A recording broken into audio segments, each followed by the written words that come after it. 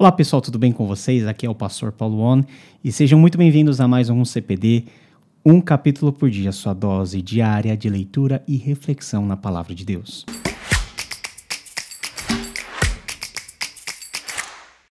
Continuamos a nossa leitura em Gênesis e vamos para o capítulo de número 3. A leitura, como você já sabe, estamos fazendo na nova versão internacional e diz o seguinte: Ora, a serpente era o mais astuto de todos os animais selvagens que o Senhor Deus tinha feito. E ela perguntou à mulher: Foi isto mesmo que Deus disse, não comam de nenhum fruto das árvores do jardim? Respondeu a mulher à serpente: Podemos comer do fruto das árvores do jardim, mas Deus disse: Não comam do fruto da árvore que está no meio do jardim, nem toquem nele, do contrário vocês morrerão. Disse a mulher à serpente: Certamente não morrerão. Deus sabe que no dia em que dele comerem, seus olhos se abrirão e vocês, como Deus, serão conhecedores do bem e do mal. Quando a mulher viu que a árvore parecia agradável ao paladar, era atraente aos olhos e, além disso, desejável para dela se obter discernimento, tomou do seu fruto, comeu e o deu ao seu marido, que comeu também. Os olhos dos dois se abriram e perceberam que estavam nus. Então juntaram folhas de figueira para cobrir-se. Ouvindo o homem e sua mulher os passos do Senhor, que andava pelo jardim quando soprava a brisa do dia, esconderam-se da presença do Senhor Deus entre as árvores do jardim. Mas o Senhor Deus chamou o homem, perguntando: Onde está você? E ele respondeu: Ouvi os teus passos no jardim e fiquei com medo, porque estava nu, por isso me escondi. E Deus perguntou: Quem lhe disse que você estava nu? Você comeu do fruto da árvore da qual lhe proibi comer? Disse o homem: Foi a mulher que me deste por companheira que me deu do fruto da árvore e eu comi. E o Senhor Deus perguntou então à mulher: Que foi que você fez? Respondeu a mulher: A serpente me enganou e eu comi. Então o Senhor Deus declarou à serpente: Uma vez que você fez isso, maldita é você entre todos os rebanhos domésticos e entre todos os animais selvagens. Sobre o seu ventre você rastejará e pó comerá todos os dias da sua vida.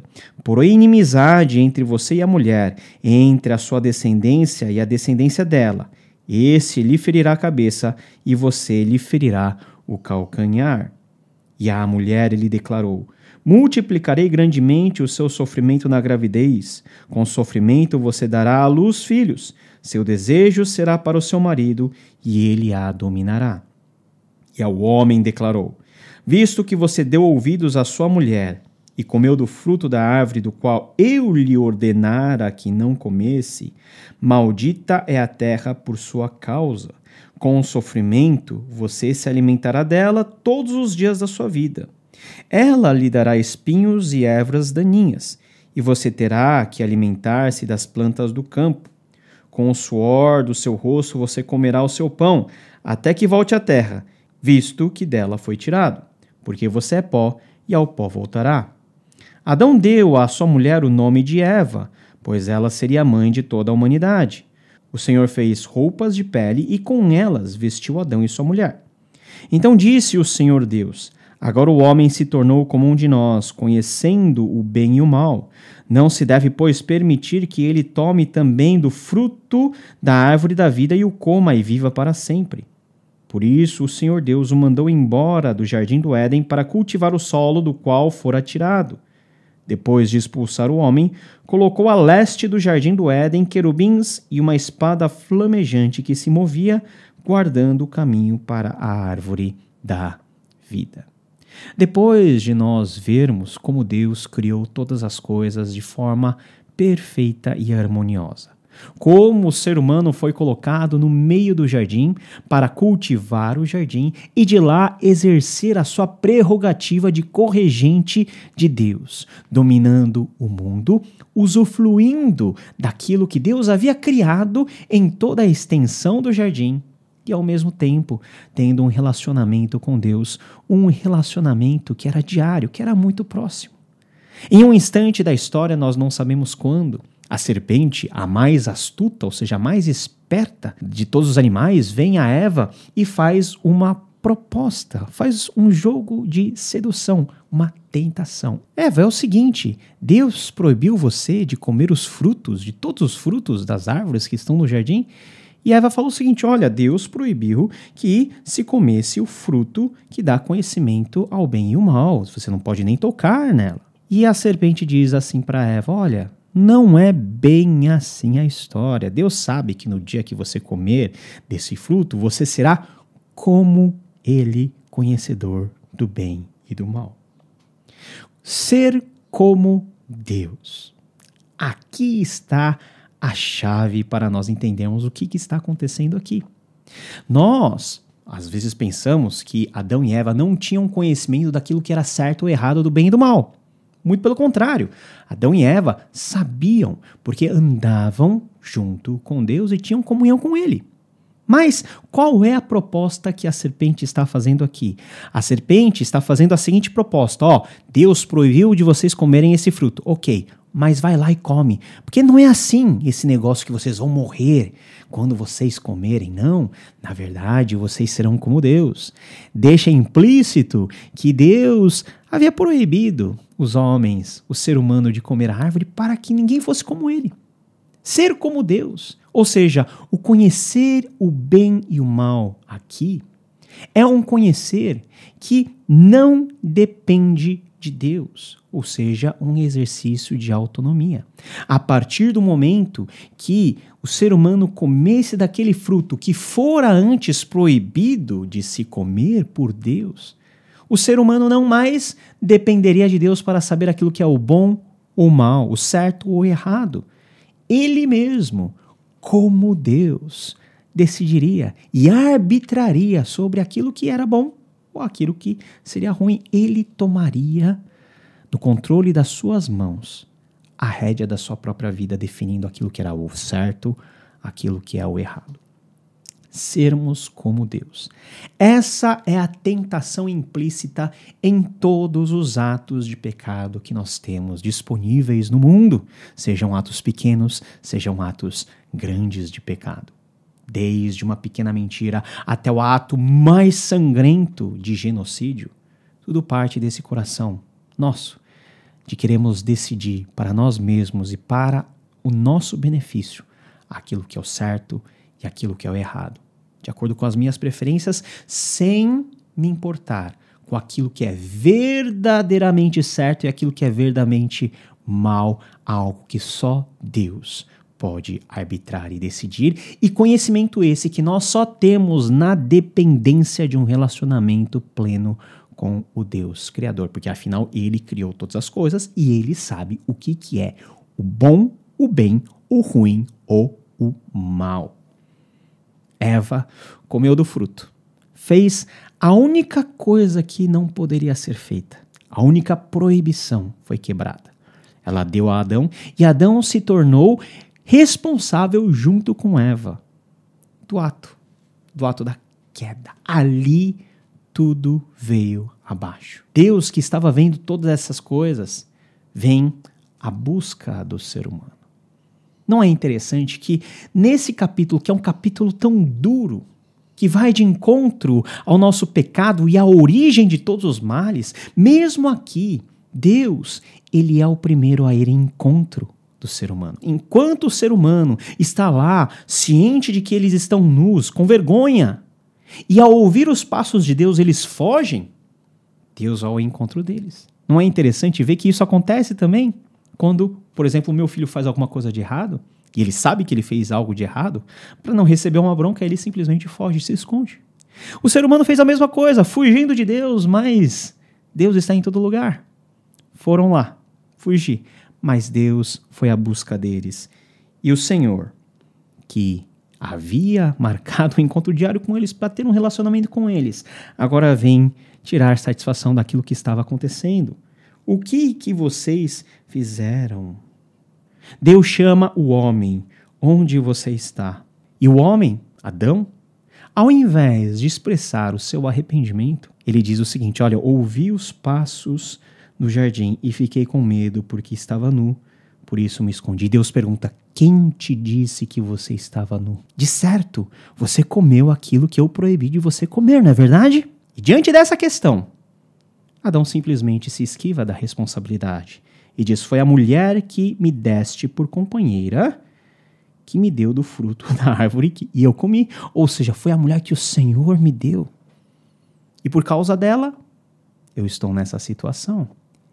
Deus vai à mulher e pergunta: o que está acontecendo? E a mulher diz: a serpente me enganou e eu comi.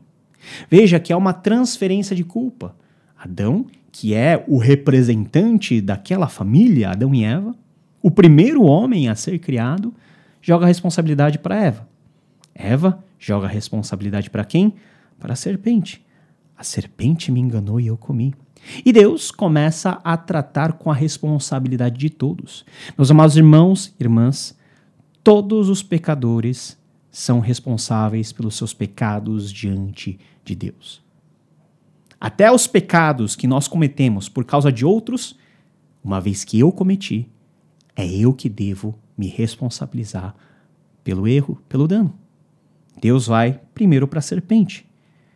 Uma vez que você fez isso, você será maldita entre os animais.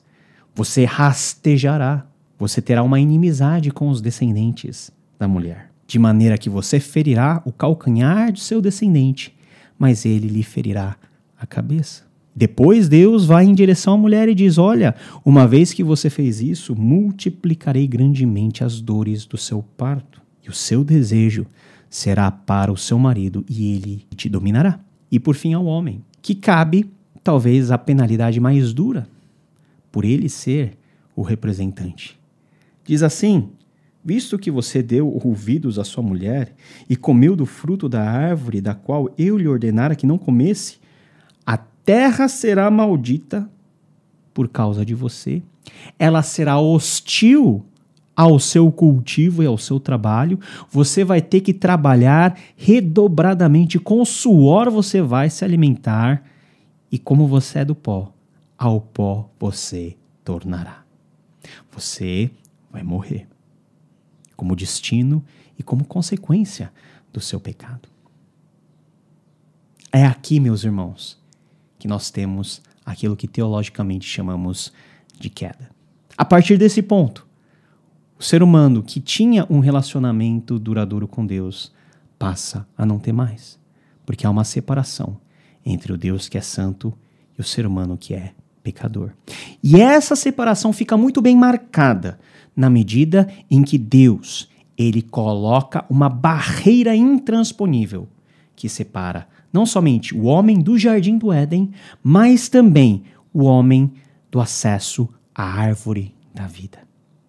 Se o ser humano, uma vez pecador, comesse daquele fruto da árvore da vida, ele teria a vida eterna e a impossibilidade dele ser redimido, uma vez que a remissão dos pecados vem necessariamente com a morte, ou seja, pelo derramamento de sangue.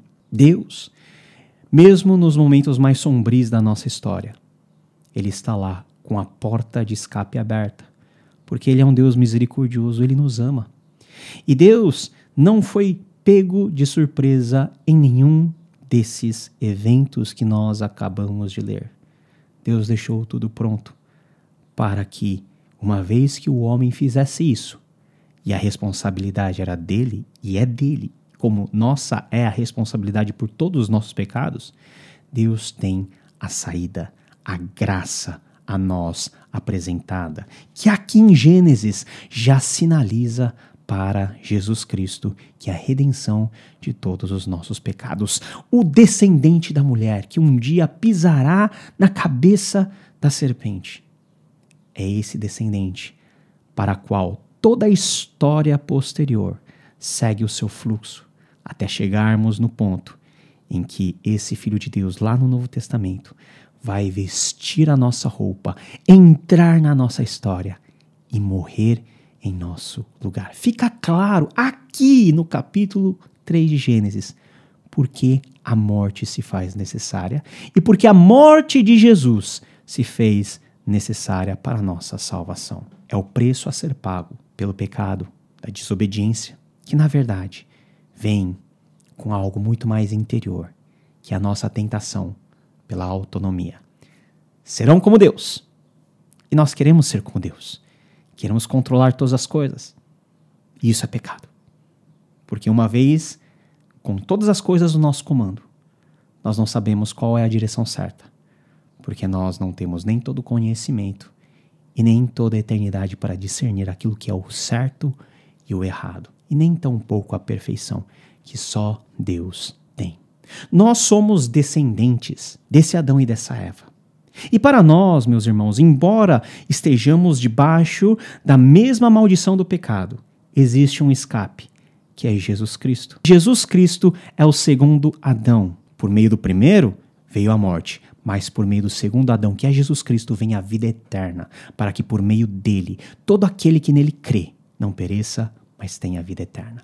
Coloque a sua vida em Jesus Cristo, porque em Jesus Cristo, todo o mal feito no Jardim do Éden, todo o mal que carregamos como pecado dentro dos nossos corações, será perdoado, nós seremos restaurados e nós seremos destinados a viver, como eu disse no capítulo anterior, numa realidade infinitamente mais perfeita e superior do que o próprio Jardim do Éden, que é a nova criação destinada aos eleitos de Deus, ao seu povo.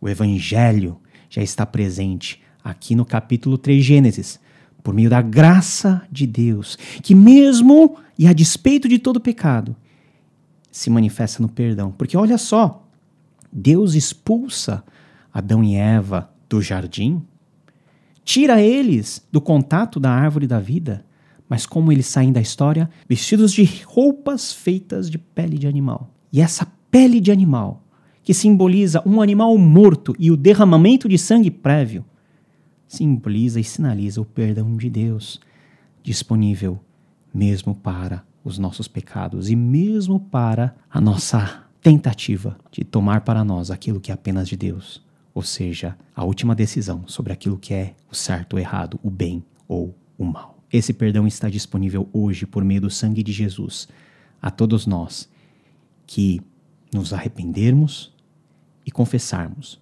os nossos pecados.